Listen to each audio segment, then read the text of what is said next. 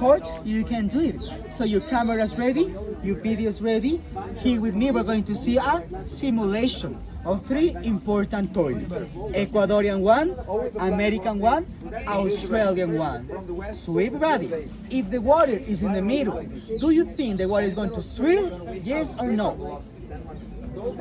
No, because the water is in the center and then, boom, falls straight down. Let's see. 1, 2.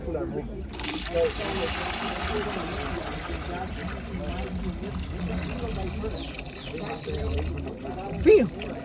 No hurricanes, neither cyclones. If you see that shakes a little bit, probably there was an earthquake. Now, let's change the area of the water and the hemisphere. Follow me to the north, everybody. Let's see the direction of a hurricane. So follow me to Mexico, mis amigos.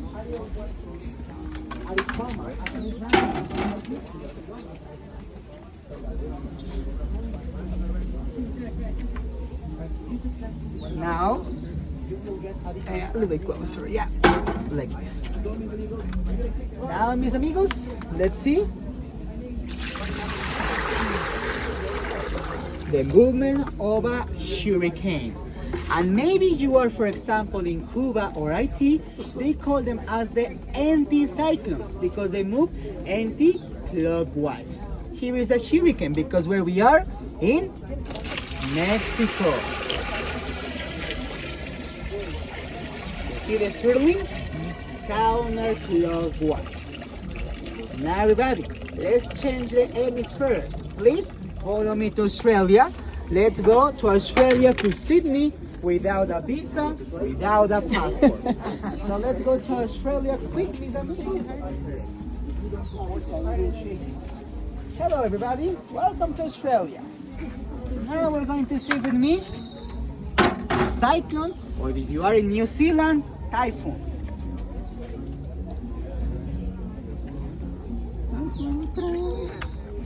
Sorry.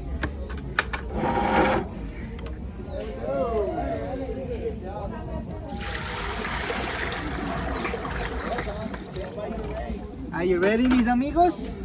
1, 2, and 3.